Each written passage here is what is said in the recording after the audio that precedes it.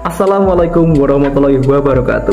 Selamat pagi, salam sejahtera bagi kita semua. Yang saya hormati kepada Bapak Riko Septiantoko MPD sebagai dosen pengampu mata kuliah Ekonomi Internasional, dan yang saya banggakan kepada mahasiswa pendidikan IPSB Angkatan 2020 Universitas Negeri Yogyakarta dan juga mahasiswa dari Universitas Negeri Malang. Pada kesempatan pagi hari ini, saya Fahmi Kurniawan sebagai moderator akan membimbing jalannya presentasi dan diskusi pada pagi hari ini.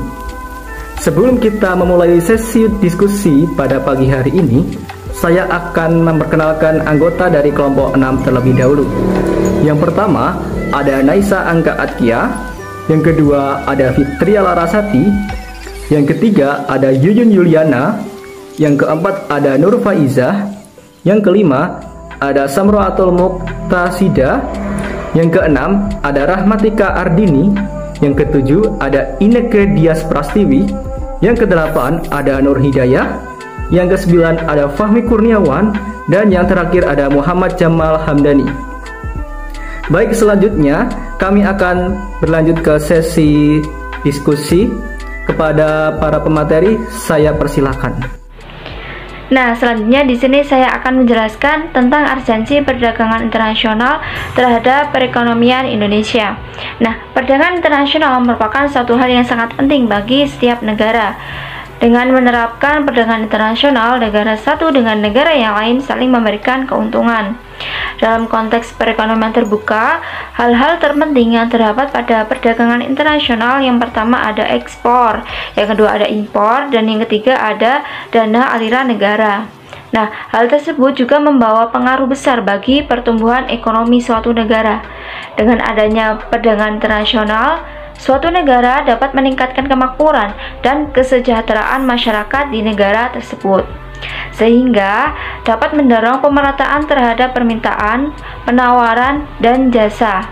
Nah, selain itu juga terdapat perdagangan internasional dapat meningkatkan atau menciptakan lapangan pekerjaan untuk menekan angka pengangguran agar masyarakat menjadi angkatan kerja yang produktif. Nah, sebagai contoh, di sini ada salah satu hasil pertanian, yaitu beras yang disebut juga sebagai komoditas ekspor dan impor ya.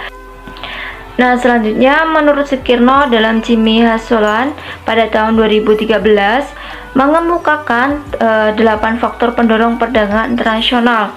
Nah, yang pertama ada untuk memenuhi kebutuhan barang dan jasa dalam negeri.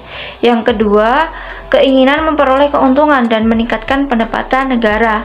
Nah, yang ketiga, adanya perbedaan kemampuan penguasaan ilmu pengetahuan dan teknologi dalam mengolah sumber daya ekonomi. Nah, yang keempat, adanya kelebihan produk dalam negeri sehingga perlu pasar baru untuk menjual produk tersebut. Nah, yang kelima, adanya perbedaan keadaan seperti sumber daya alam, iklim, tenaga kerja, budaya, dan jumlah penduduk yang menyebabkan adanya perbedaan hasil produksi dan adanya keterbatasan produksi. Nah, selanjutnya adanya kesamaan selera terhadap suatu barang. Nah, selanjutnya yaitu keinginan membuka kerjasama, hubungan politik, dan dukungan dari negara lain. Dan yang terakhir yaitu terjadinya era globalisasi sehingga tidak satu negara pun di dunia dapat hidup sendiri. Selanjutnya ada faktor pendorong perdagangan internasional menurut Setiawan dan Lestari. Faktor pendorong perdagangan internasional yang pertama ada perbedaan sumber daya alam, yang kedua ada teknologi, yang ketiga ada perbedaan kapasitas produksi, yang keempat ada efisiensi biaya, yang kelima ada perbedaan selera. Sedangkan faktor penyebab perdagangan internasional yang pertama ada revolusi informasi dan transportasi. Di era informasi ini, teknologi berkembang secara pesat, ditandai dengan adanya pemakaian sistem berbasis komputer, kemajuan dalam bidang informasi, penggunaan satelit, bahkan digitalisasi pemrosesan data. Yang kedua ada interdependensi kebutuhan. Seluruh negara memiliki keunggulan dari berbagai macam aspek, baik dari sumber daya alam, sumber daya manusia, bahkan teknologinya, sehingga hal tersebut berdampak pada ketergantungan antar negara satu dengan yang lain. Yang ketiga ada liberalisasi ekonomi. Dalam mencapai peluang dengan berinteraksi melalui perdagangan internasional, berimplikasi pada kebebasan dalam melakukan transaksi dan bekerja sama antar negara. Yang keempat ada asas keunggulan komparatif. Setiap negara memiliki keunggulan tersendiri dan tidak dimiliki oleh negara yang lain, sehingga dapat diandalkan sebagai sumber pendapatan bagi negara tersebut. Yang kelima ada kebutuhan devisa. Salah satu sumber devisa adalah pemasukan dari perdagangan internasional, yang mana pemasukan dari perdagangan internasional ini merupakan cadangan devisa yang dimiliki negara untuk melakukan pembangunan. Dampak positif dari perdagangan internasional yang pertama yaitu timbulnya spesialisasi produksi. Setiap negara dapat memproduksi barang-barang yang sesuai dengan situasi dan kondisi yang dimiliki negara tersebut, baik yang berhubungan dengan iklim, kekayaan alam, kemampuan, atau keahlian yang dimilikinya. Dengan spesialisasi tersebut, akan mampu menghasilkan jumlah produksi yang lebih besar dan biaya lebih murah, sehingga harganya pun bisa lebih rendah. Contohnya Indonesia yang memproduksi minyak bumi, gas, timah, tembaga, dan kayu lapis. Barang-barang tersebut merupakan potensi alam yang dimiliki Indonesia sehingga biaya produksinya lebih murah. Dengan kondisi tersebut, maka akan terjadi pembagian kerja internasional dalam memproduksi barang dan jasa. Yang kedua yaitu timbulnya kerjasama internasional. Melalui perdagangan internasional yang saling menguntungkan akan menimbulkan keinginan untuk melakukan kerjasama di bidang-bidang lain, seperti bidang politik, sosial, budaya, pertahanan, dan keamanan. Hal ini dapat mendukung tercapainya persahabatan antar negara dan perdamaian dunia. Yang ketiga yaitu mendorong terjadinya inovasi produksi.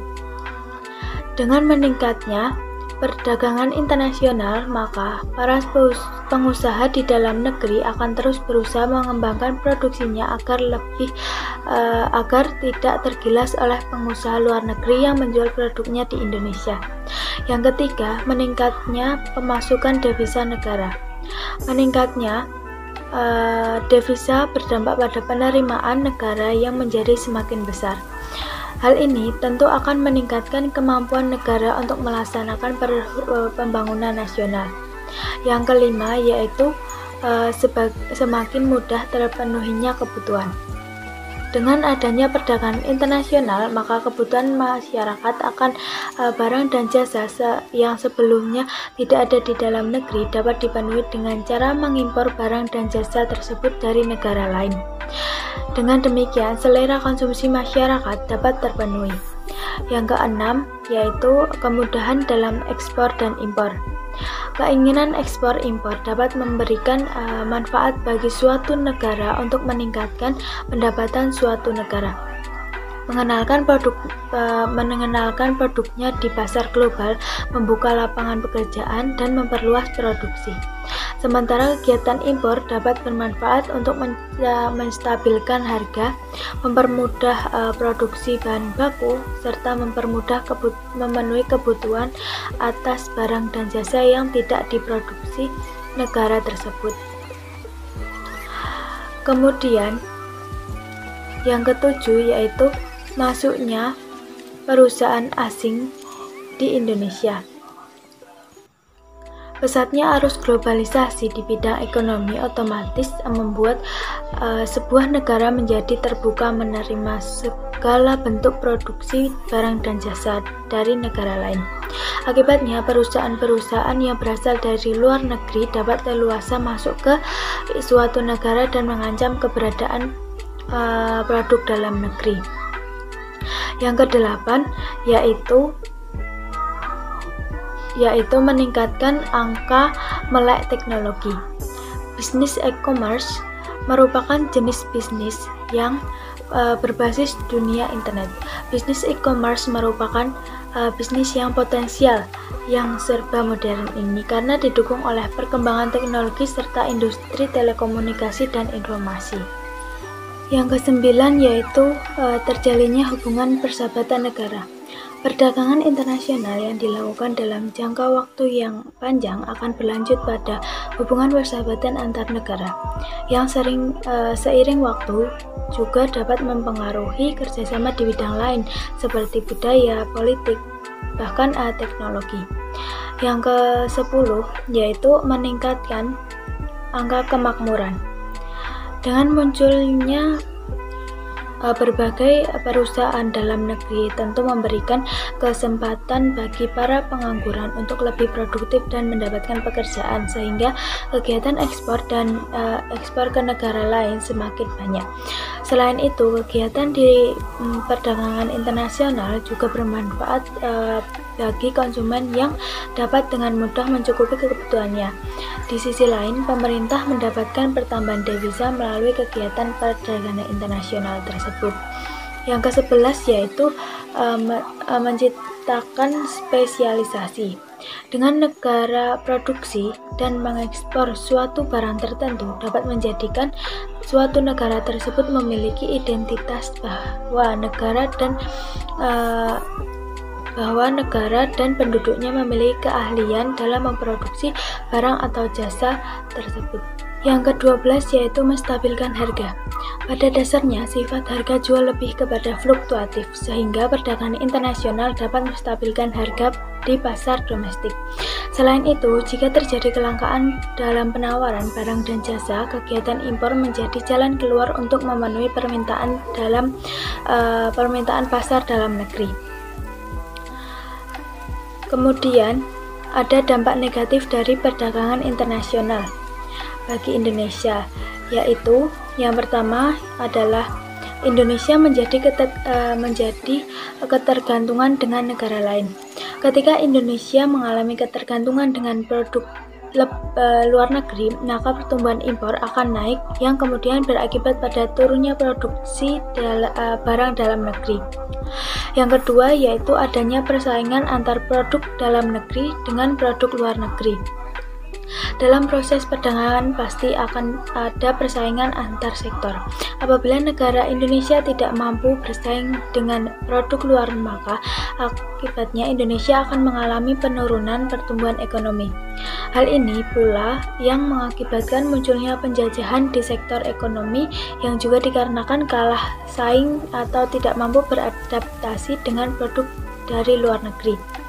Yang ketiga yaitu menjadikan masyarakat awam untuk bergaya hidup yang konsumtif, boros, dan bergaya hedonis. Dengan mudahnya akses masuk produk luar, maka secara perlahan gaya hidup masyarakat akan berubah. Hal ini dapat menyebabkan lunturnya nilai kearifan lokal di Indonesia atau merosotnya produk dari dalam negeri. Yang keempat yaitu banyaknya pengangguran disebabkan oleh kematian sektor ekonomi, sehingga banyak pegawai yang dipensiunkan. Dengan adanya kematian sektor ekonomi, maka dapat kita lihat bahwa sektor tersebut tidak mampu bersaing dengan sektor dari luar negeri. Hal inilah yang mengakibatkan banyaknya pengangguran baik dikarenakan masa pensiun maupun terkena PHK. Strategi pencegahan problematika perdagangan internasional bagi Indonesia. 1. Peningkatan daya saing ekonomi. 2. Peningkatan laju ekspor. 3. Peningkatan perundingan dan pemanfaatan perjanjian kerjasama. 4. Perlindungan terhadap industri dalam negeri melalui penerapan ketentuan anti-dumping, baik secara internasional maupun nasional. 5. Meminimalisir dampak disrupsi perdagangan sekaligus mencegah krisis kesehatan berkembang menjadi krisis pangan. Dan yang keenam, terakhir yakni kebijakan pemerintah dalam peningkatan perdagangan internasional bagi Indonesia.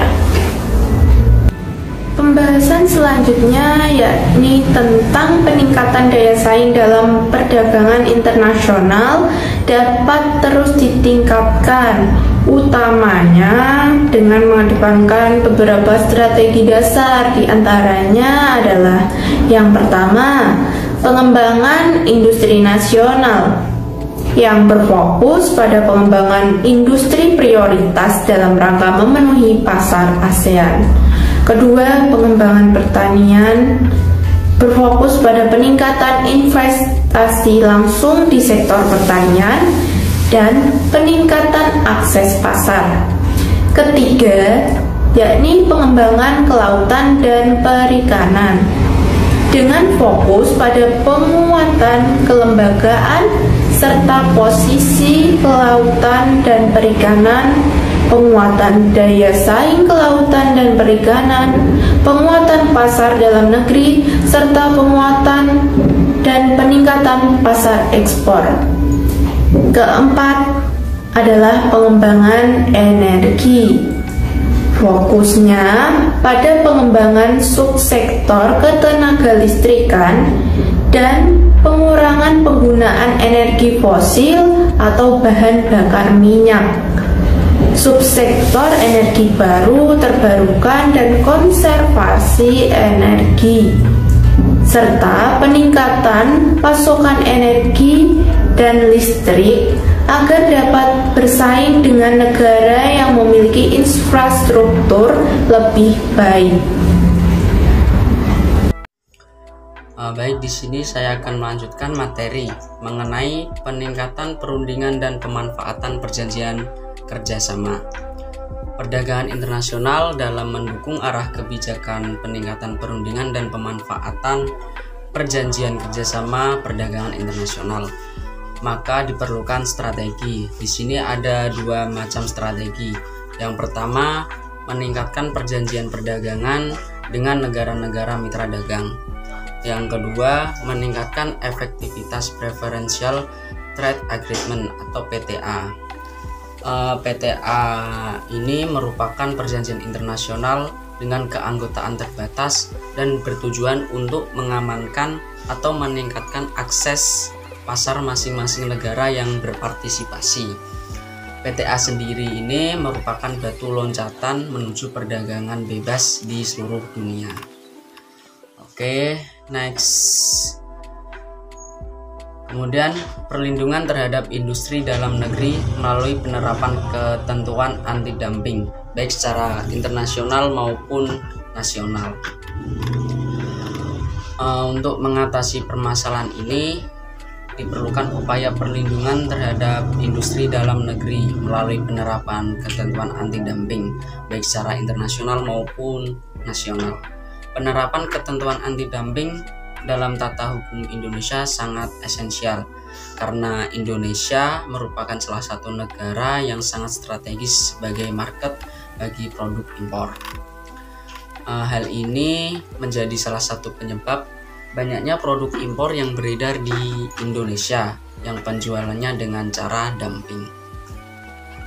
Oleh sebab itu, dalam perdagangan internasional, praktik dumping merupakan praktik dagang yang tidak fair karena bagi negara pengimpor, kegiatan tersebut dapat menimbulkan kerugian terhadap industri dalam negeri yang memproduksi barang dengan barang yang sejenis. Kemudian dapat dirumuskan beberapa masalah. Dari beberapa masalah tadi, yang pertama ada bagaimana pengaturan anti-dumping dalam perdagangan internasional. Yang kedua, bagaimana perlindungan hukum terhadap industri dalam negeri dan produk-produk impor yang berindikasi dumping. Yang terakhir, bagaimana kebijaksanaan pemerintah untuk mengantisipasi praktik dumping dan tuduhan dumping. Baik, selanjutnya ada meminimalisir dampak disrupsi perdagangan sekaligus mencegah krisis kesehatan yang berkembang menjadi krisis pangan. Dalam mengatasi hal ini dapat dilakukan beberapa upaya, yaitu meningkatkan produktivitas sektor pertanian, tentunya pertanian domestik dengan intensifikasi proses produksi dan peningkatan stimulus ekonomi untuk industri dan kelompok tani. Selanjutnya, meminimalisir disrupsi di rantai pasokan domestik dengan memanfaatkan teknologi informasi dan komunikasi. Ya, selanjutnya terdapat kebijakan pemerintah dalam peningkatan perdagangan internasional bagi Indonesia.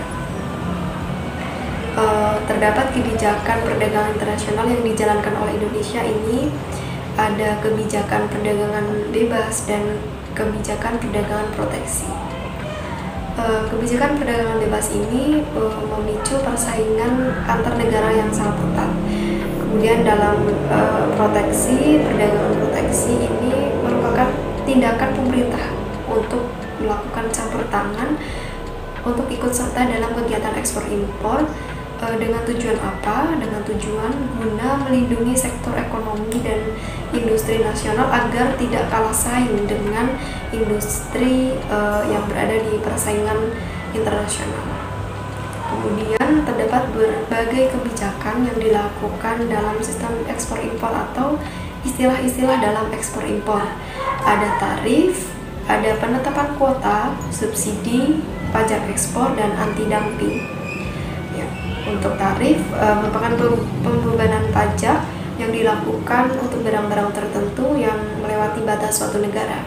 Selanjutnya ada penetapan kuota yang merupakan pembatasan jumlah barang yang masuk atau impor maupun yang keluar dari negara ke negara lain. Selanjutnya ada subsidi. Di subsidi ini merupakan bantuan yang diberikan oleh pemerintah kepada suatu produsen atau perusahaan yang ada di dalam negeri berupa bahan baku, penetapan harga bahan baku yang lebih rendah, dan lain-lain. Selanjutnya ada pajak ekspor, merupakan jenis pajak yang mengenakan tanggungan berupa pajak terhadap barang-barang ekspor. Selanjutnya ada anti-dumping yang merupakan tindakan atau kebijakan anti-dumping berupa kebijakan yang dilakukan dengan tidak melakukan diskriminasi harga secara internasional yang dilakukan dengan menjual produk di luar lebih murah dibandingkan di dalam negeri. Ini merupakan istilah anti-dumping. Baik, mungkin itu saja yang dapat pemateri sampaikan. Saya kembalikan kepada moderator. Terima kasih kepada pemateri dari kelompok 6 yang telah memaparkan materi dengan baik. Saya harap kepada teman-teman mahasiswa dapat memahami materi yang telah kami presentasikan.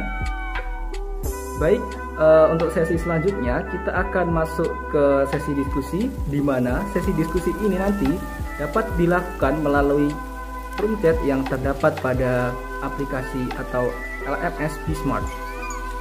Sekian yang dapat kami sampaikan. Apabila ada kurang lebihnya kami mohon maaf. Wabillahi taufiq wal hidayah. Wassalamualaikum warahmatullahi wabarakatuh.